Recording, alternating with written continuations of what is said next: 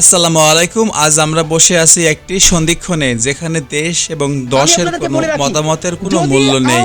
দেশ এখন কোন দিকে যাবে সেটা নিয়ে মানুষ আছে সংশয়ে। অবস্থাও তৈরি হয়, তার দুইটা দায় সমানকে দুইজনকে নিতে হবে। রাজনৈতিক দল হিসেবে সবার আগে তার দায় নিতে হবে বিএনপিকে। বিএনপির এই ব্লান্ডারের কারণে এই দেশে আওয়ামী লীগের পরিস্থিতি তৈরি হবে। আর দ্বিতীয়ত এই সুশীল এনজিওবাদী সরকার, যে না পুলিশ সংস্কার করে, সে না পুলিশ নিয়োগ দেয়, না গ্রেফতার করে, না সে রুল করে, না সে কুইট করে, সে কিচ্ছু করে না। এই মিডিয়ার উপরে ভরসা করে বাংলাদেশে নির্বাচন তো দূরের কথা, সামনের কোনো কাজেই যাওয়া যাবে না যতক্ষণ না পর্যন্ত মিডিয়ার সংস্কার করা যাবে, যতক্ষণ না পর্যন্ত পুলিশের সংস্কার করা যাবে। তো সরকারকে বলি, এই যে গত এক বছরে আগের মিডিয়াগুলো তো সবাই মিলে কম বেশি আওয়ামী লীগকে চাপতে হয়েছে, ইচ্ছায় অনিচ্ছায়। আপনি গত এক বছরে কয়টা নতুন মিডিয়া আনতে পারছেন? যারা জুলাইয়ের ন্যারেটিভ নির্মাণ করবে, আপনি সেইটা পারেন নাই। আপনি মামলা দায়ের করতে পারেন নাই। আমরা ভিডিওকে সামনে আনার আগ পর্যন্ত আপনি গ্রেফতার করতে পারেন নাই। আমি আপনাদেরকে বলে রাখি, যদি আওয়ামী লীগ কোনোদিন এই গণহত্যাকারীরা দেশে ফিরে আসতে চায় বা আসার কোনো অবস্থাও তৈরি হয়, তার দুইটা দায় সমানকে দুইজনকে নিতে হবে। রাজনৈতিক দল হিসেবে সবার আগে তার দায় নিতে হবে বিএনপিকে। বিএনপির এই ব্লান্ডারের কারণে এই দেশে আওয়ামী লীগের পরিস্থিতি তৈরি হবে। আর দ্বিতীয়ত এই সুশীল এনজিওবাদী সরকার, যে না পুলিশ সংস্কার করে, সে না পুলিশ নিয়োগ দেয়, না গ্রেফতার করে, না সে রুল করে, না সে কুইট করে, সে কিচ্ছু করে না, সে শুধু ফেসবুকে পোস্ট দেয়। আসসালামু আলাইকুম। আমার যদি প্রাক্তন প্রধানমন্ত্রী শেখ হাসিনার সাথে যোগাযোগের কোনো ব্যবস্থা থাকতো, হ্যাঁ, ওনার নাম্বারটা কারো কাছে আছে কিনা আমারে দিয়েন। আমি ওনার সাথে একটু আলাপ করতে চাই, একটা পরামর্শ দিতে চাই। কি পরামর্শ আপনাদের সঙ্গে শেয়ার করি, মানে ওনাকে আমি বলতে চাই যে আপনি খুব তাড়াতাড়ি আইসা সারেন্ডার করেন, আত্মসমর্পণ করেন আইনের কাছে। আগেই জানায়া দেন যে আমি আসতেছি। এয়ারপোর্ট নামলো, আর্মি পুলিশ সবাই ঘেরাও কইরা আইনের হাতে তুলে দিল। তারপরে কি হবে? বিচার শুরু। ফাঁসি তো রায় হয়েই গেছে, তাই না? কিন্তু ওই বিচারটা তো আবার আপিল বিভাগে যাবে। ধরে নেন আপিল বিভাগও যদি বলে যে না, ফাঁসির রায় কার্যকর করতে হবে, বিচার ঠিক আছে, কিন্তু এখানে তো শেষ না। এরপরে এটা চলে যাবে মহামান্য রাষ্ট্রপতির কাছে। বর্তমানে যে রাষ্ট্রপতি আছে, ওনার কিন্তু সেই ক্ষমতাটা আছে, ফাঁসির আসামিকে মুক্ত করে দেওয়ার ক্ষমতাটা কিন্তু ওনার আছে। কারণ গণভোট তো ওনারা মাইনা নেয় নাই। হ্যাঁ, ওই হ্যাঁ না ভোট তো মাইনা নেয় নাই, সংস্কার মাইনা নেয় নাই, সবকিছু তো সংবিধান অনুযায়ী আছে। আর এই সংবিধানে এই ক্ষমতাটা তো দেওয়া আছে। আমাদের মহামান্য রাষ্ট্রপতি শাহাবুদ্দিন সাহেবকে এই ক্ষমতাটা দেওয়া আছে। ওনার ওই নামের পিছনে না ছুপ্পু, ওটা বাদ দেওয়া উচিত। পরিবারের যা লাগে সব সহায়তা আমি দেব। ছুপ্পু ভালো লাগে। আমি মহামান্য সবাইকে যে রাষ্ট্রপতি এদের বিরুদ্ধে শাহাবুদ্দিন সাহেব, সকলকে ওনার ওই এখন সংগ্রাম করতে হবে, ক্ষমতাটা যাতে দেশটা যার জন্য এরকম আমি মুক্ত হতে পারে, টেলিফোন নাম্বার খুঁজতেছি। বিচারহীনতার বলতাম কাছে যে থেকে আবার বেরিয়ে আসতে পারে। তাড়াতাড়ি চলে আসেন। বর্তমানে সংবিধান যেভাবে আইন লেখা আছে, বর্তমান সংবিধানে যা কিছু লেখা আছে, এটা মাইনেই তো দেশ চলতেছে, তাই না? উনি আইসা আইনের কাছে সারেন্ডার করবে, আইন ওনাকে ফাঁসি দিবে, আর ছুপ্পু সাহেব, আবার ছুপ্পু বললাম, মহামান্য রাষ্ট্রপতি শাহাবুদ্দিন সাহেব ওনাকে রিলিজ করে দিবে। বাস, গেম ওভার। এটা হইতে পারে কিনা ভাই বলেন, আপনি বলেন। বর্তমান যা কিছু আমরা দেখতেছি, এতে আমি মনে করি আমার এই বুদ্ধিটা, আমার এই পরামর্শটা আপনারা কেউ ওনার কাছে পৌঁছায় দেন। হ্যাঁ ভাই, আইনের মাধ্যমে লিগেল করে নেক না সবকিছু। আওয়ামী লীগ এত বড় একটা দল, এই দল কি ভাই এরকম এতিমের মতো থাকবে নাকি? তাই না? ওনাদের মা তো বাইচা আছে, বাবা নাই, মা আছে। সে মাকে ফিরে আনার একটা রাস্তা বলে দিলাম। আওয়ামী লীগের ভাই বোনরা যারা আপনারা আওয়ামী লীগ করেন, আমার এই পরামর্শটা নিয়েন। আমাদের সংবিধান অনুযায়ী মহামান্য রাষ্ট্রপতিকে এই মুহূর্তে কেউ সরাইতে পারতেছে না, যদি উনি নিজে থেকে না সরে। কিন্তু উনি তো বলছে যদি বিএনপি চায় আমি থাকবো। হ্যাঁ, উনি বলছে, কিন্তু তবে উনি কিন্তু ভাগ্যবান, ওনার মতো ভাগ্যবান আমি দেখি নাই।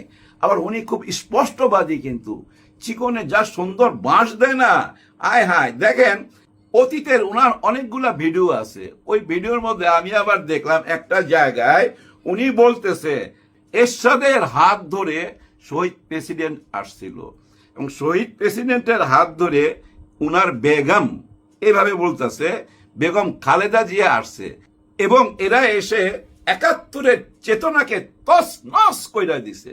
হ্যাঁ, আমার কাছে ভিডিওটা আছে, আমি দেখামু। এরশাদের হাত ধরে জিয়াউর রহমান, জিয়াউর রহমানের হাত ধরে তার বেগম জিয়া, এদের সময় মহান মুক্তিযুদ্ধের চেতনা তছনছ হয়েছে। নিশ্চয়ই আপনারাও দেখছেন। দেখেন, উনি বলতেছে বেগম খালেদা জিয়া শহীদ প্রেসিডেন্ট ৭১কে মানে ৭১-এর চেতনাকে তছনছ কইরা দিছে, এটা বইলা কিন্তু উনি তখন হাততালি পাইছে। আবার দেখেন ৫ই আগস্টের পর উনি এমন কিছু কথা বলছে, সেখানেও কিন্তু মৃদু হাততালি পাইছে। কি বলছিল উনি? যে আওয়ামী লীগের দুঃশাসনের কারণে ওনাদের পতন হয়েছে, মানে ৫ই আগস্টের পর এরকম একটা ইঙ্গিত কিন্তু উনি দিছে, আওয়ামী লীগের দুঃশাসনের কারণে ৫ই আগস্ট হয়েছে। আরো কি বলছিল? শেখ হাসিনা ওনার কদম বুচি নিত না, ওনার সালাম নিত না, ওনাকে অবহেলা করত, ওনার সাথে যোগাযোগ রাখতো না, এরকম কথা উনি বলছে। দেখেন আবার পট পরিবর্তনের সঙ্গে সঙ্গে বলতেছে আমাকে ঘরে আটকায় রাখছিল 18 মাস। কাকে বলতেছে? ডক্টর ইউনূস স্যারের দিকে আঙ্গুল তুইলা। এই দেখেন, প্রথম শুরু করলাম কি দিয়া? বিএনপি কে একটা চিকনে মাইরা দিল, বুঝছেন, যে তারা ৭১-এর চেতনাকে তছনছ করছে। শেখ হাসিনা চলে যাওয়ার পর বলতেছে যে তাদের দুঃশাসন ছিল, আমার সাথে যোগাযোগ করে নাই, তার মানে আমি তার লোক ছিলাম না, মানে শেখ হাসিনার লোক ছিলাম না, এটা বুঝাই দিছে। এখন এসে কি বুঝাইলো? এই যে ইনি আমাকে ঘরে আটকায় রাখছে ডক্টর ইউনূস স্যার, আর আমাকে বাঁচাইছে কে? বিএনপি পুরাপুরি সমর্থন দিছে এবং ৩ বাহিনী আমাকে সমর্থন দিয়ে টিকায় রাখছে। দেখছেন কিভাবে চেঞ্জ হইতাছে কথাবার্তাগুলা? এই জন্যই বললাম উনি সবচেয়ে বড় ভাগ্যবান। বিভিন্ন রকম কথা বইলা দেখেন ঠিকই ওনার আসনটা উনি ধরে রাখছে। এই জন্যই বলছি উনি ভাগ্যবান ছাড়া ভাই এরকম সুযোগ কেউ পায়? চিন্তা করছেন, উনি তিনটা প্রধানমন্ত্রীকে শপথ পড়াইছে। আজকে দেখেন মাননীয় প্রধানমন্ত্রী মহামান্য রাষ্ট্রপতি গেছেন কোথায়? বিডিআর এর শহীদদের কাছে, শহীদদের কবর জিয়ারত করতে গেছে। চিন্তা করেন, এই দৃশ্যটা কি আমরা নির্বাচনের আগে ভাবি নাই? আমরা কি মনে করছি নতুন সরকার আসবে, সব জায়গায় পরিবর্তন করবে, অলরেডি করতেছে, সব জায়গায় চেঞ্জ করতেছে, কিন্তু এই জায়গাটায় হাত দিচ্ছে না, কারণ ওই যে সংবিধান। আচ্ছা, উনি তো একটা দুঃখ কইরা কথা বলছিল, মানে আমাদের মহামান্য রাষ্ট্রপতি, যে ওনার ছবিগুলো সব নামায় ফেলা হয়েছিল একটা টাইমে, মানে ডক্টর ইউনূস স্যার নামায় দিছিল। এখন তো ওই ছবিগুলো লাগানো উচিত, তাই না? আমার মনে হয় খুব তাড়াতাড়ি ওনার ছবিগুলো যেখান থেকে নামানো হয়েছে আবার লাগানো উচিত। সম্মানীয় মানুষকে সম্মান দেওয়া উচিত, আর ওনারই থাকা উচিত। হ্যাঁ, ওনারই থাকা উচিত। উনি থাকলে ওই যে প্রথমে আমি যে বুদ্ধিটা দিছি, ওই বুদ্ধিটা কিন্তু বাস্তবায়ন হয়ে যেতে পারে। আর এটা হইলে হবে কি জানেন? আওয়ামী লীগ আবার নির্বাচনে আসবে শেখ হাসিনাকে নিয়ে, কারণ মহামান্য রাষ্ট্রপতি তো ওনাকে ক্ষমা করে দিছে, ওনাকে আর আটকাইতে পারবে কেউ? ওনার ভক্তরা রাস্তায় নেমে যাবে না? আওয়ামী লীগের সমস্ত অফিস খুইলা গেল। আমাদের দেশে তখন কয়টা দল হবে জানেন? 4টা বড় দল হবে, বিএনপি, আওয়ামী লীগ, জামাত ইসলাম, এনসিপি কে ফেলা দেওয়া যাবে না। হ্যাঁ, আর ফেলা দেওয়া যাবে না। কারণ কি জানেন? বট গাছের ছায়ার নিচে আছে, আর ফেলা দেওয়া সম্ভব না। এই যে আজকে যত কিছু হইতেছে, যা আকার ইঙ্গিতে কথাবার্তা বলতেছে এবং যেসব সিমটম দেখা যাচ্ছে, এরকমও গুজব ছড়ায় গেছে জুলাই গণ অভ্যুত্থানের সাথে যারা ছিল তাদেরকে আবার আইনের আওতায় আনা হবে, এবং থানাতে যে আগুন দেওয়া হয়েছিল, অস্ত্র লুট হয়েছিল, অনেক হত্যাকাণ্ড হয়েছিল, সবকিছুরই বিচার হবে, এবং ওইসব ভিডিও দেখা ওইসব আসামিদেরকে খুঁজা বাইর কইরা আইনের আওতায় আনতে হবে। ভিডিও খুঁজা যদি ধরতে যান, জেলখানায় জায়গা হবে না তো ভাই। নতুন জেলখানা বানাইতে হবে। আগে জেলখানা বানান, তারপরে ধরা স্টার্ট করেন। হ্যাঁ, আর যেগুলো সামনে ছিল, হাসনাত আব্দুল্লাহ, সার্জিস, নাহিদ ইসলাম, আরো অনেকে, এদেরকে ধরে ফেলাইতে পারবেন খুব সহজেই। আসলে কি এমন কিছু হবে না ভাই ব্রাদার? এগুলো গুজব। এই গুজবে কেউ কান দিবেন না, এমন কিছু হবে না। আমি যা কিছু বললাম এগুলো হলো কাল্পনিক কথাবার্তা। বাস্তবটা কখন দেখতে পাবেন জানেন? 12 তারিখে যখন ওনারা সংসদে যাবেন, তখনই আপনারা বাস্তবটাকে সামনে দেখতে পাবেন। হ্যাঁ, এই যে আজকে ছুপ্পু সাহেবকে নিয়ে, আবার ছুপ্পু বলতেছি, সরি, মহামান্য রাষ্ট্রপতি শাহাবুদ্দিন সাহেবকে নিয়ে শহীদদের কবরস্থানে কবর জিয়ারত করতে, ওখানে এমন কোনো ফুটেজ পাই নাই যে মহামান্য রাষ্ট্রপতি এবং আমাদের মাননীয় প্রধানমন্ত্রী কিছু বলছে কিনা। কিন্তু ওইখানে বিরোধী দল গেছিল, কিন্তু আমাদের ডাক্তার শফিকুর রহমান স্যার গেছেন এবং ওনার লোকজন নিয়ে গেছেন, সবাই তখন ছিল ওইখানে, কিন্তু প্রেসের সঙ্গে উনি কথা বলছে। একটা কথা উনি তুইলা ধরছে, প্রথম বিশ্বযুদ্ধে দ্বিতীয় বিশ্বযুদ্ধের মধ্যে একসঙ্গে 57 জন অফিসার কখনো মারা যায় নাই। পৃথিবীর ইতিহাসে এমন কোনো ঘটনা ঘটে নাই। এদের পরিবারের ইনসাফ পাওয়ার অধিকার আছে, বিচার পাওয়ার অধিকার আছে, কিন্তু বহুদিন হয়ে গেল, বহু বছর পার হয়ে গেল, এই বিচারটা আজ পর্যন্ত কোনো রায় হইল না, কোনো কুল কিনারা হইল না।